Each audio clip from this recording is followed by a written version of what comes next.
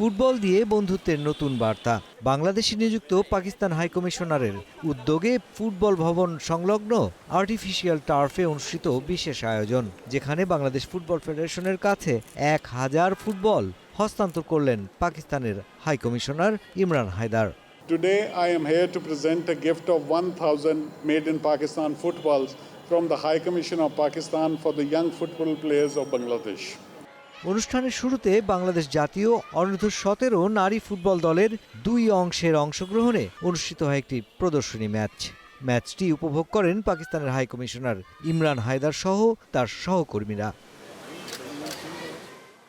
পাকিস্তান হাইকমিশনের দেয়া এই ফুটবলগুলো দেশের বিভিন্ন অঞ্চলের তৃণমূলের একাডেমিগুলোকে দেয়া হবে। লক্ষ্য নতুন প্রজন্মের খেলোয়াড় তৈরি এবং বাংলাদেশের ফুটবলের ভিত্তি আরও শক্তিশালী করা।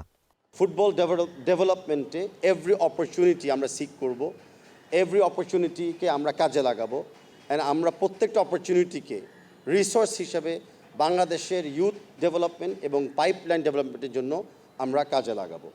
অনুষ্ঠানে বাংলাদেশ ও পাকিস্তানের মধ্যে ক্রীড়া সহযোগিতা আরও জোরদারের প্রত্যাশা ব্যক্ত করেন দুই পক্ষের প্রতিনিধিরা। তাদের মতে ফুটবল শুধু একটি খেলা নয়, এটি দুদেশের মানুষের মধ্যে বন্ধুত্ব, সম্প্রীতি ও পারস্পরিক সম্পর্কের সেতুবন্ধন। তাই স্পোর্টস মেডিসিন ও স্পোর্টস সায়েন্স নিয়ে দুদেশের মধ্যে তারা করতে চান কোলাবোরেশন। আবারও আমরা যেটা সবসময় জোর করি ফুটবল ডিপ্লোমেসির উপরে, ফুটবল ডিপ্লোমেসির একটি ছোট্ট ইনিশিয়েটিভের মাধ্যমে আমরা দুই দেশের সম্পর্কটা আরও গভীর করব। এবং যেটা আমার সম্মানিত সভাপতি মহোদয় বলেছেন এবং আমরা কিছুক্ষণ আগেও আলাপ করেছি যে দুটি ক্ষেত্রে কিভাবে পাকিস্তানের সাথে আমরা কাজ করতে পারি সেটা নিয়ে আলাপ করেছি, মূলত স্পোর্টস মেডিসিন অ্যান্ড সায়েন্সের উপরে। ফুটবলের উন্নয়নে আন্তর্জাতিক সহযোগিতার এই উদ্যোগ দেশের প্রত্যন্ত অঞ্চলে প্রতিভাবান খেলোয়াড়দের জন্য খুলবে সম্ভাবনার নতুন দ্বার। Mushfiqur Rahman, star play, Dhaka.